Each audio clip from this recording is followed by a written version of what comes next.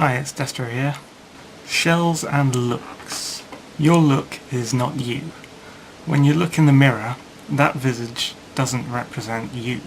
How I look has never correlated with how I feel I look. Like that residual self-image thing in The Matrix.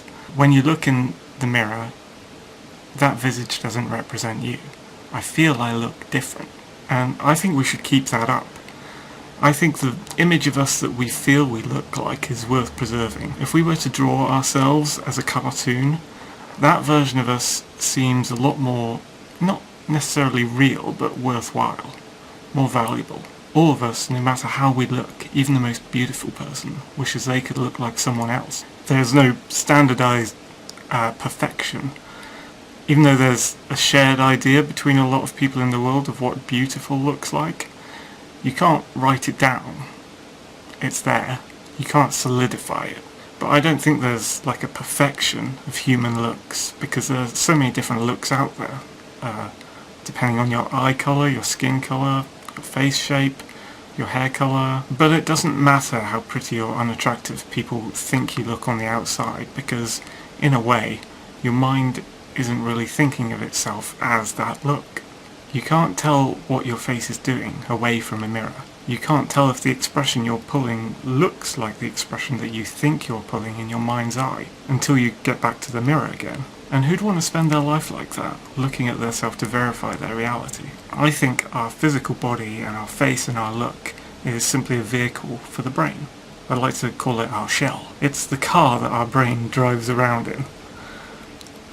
It's like we're given this mind car by someone else, and we didn't choose it, we can't change how it looks. Maybe our brain thought we were better looking like one that our brain has grown to like over our lifetime. Maybe based on a famous person or a celebrity, or maybe we've got an idealised picture of ourselves, free from blemishes or imperfections, that moves exactly the way we tell it to move. But even if our brain thinks it deserves a better shell, it's been given this one to move around in, and it can't reject it. So we make the best we can with our shell. The thing is, even though I fully detach my inner self from my shell, that is to say, I don't believe how I look in the mirror is me, or has any business representing me. Other people meet you, and they have only your face to go on. They see your outer self as a first impression, and they think that that is you.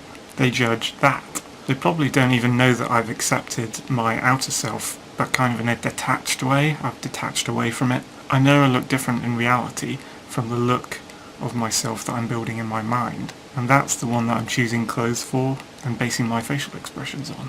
Maybe it's just me, but to me we have this being, this skin, this avatar in our minds that represents us, and it takes a really intricate or really specific way of looking at a person to see this true self beyond their physical shell that, of course, they never picked, they were just given. They were born into the shell and grown into it. The mind behind the driver's seat of the car that is our body is hard to see. The windshield is tinted or something. So how do you think of your shell? Do you think it adequately represents you? Tell me in the comments below.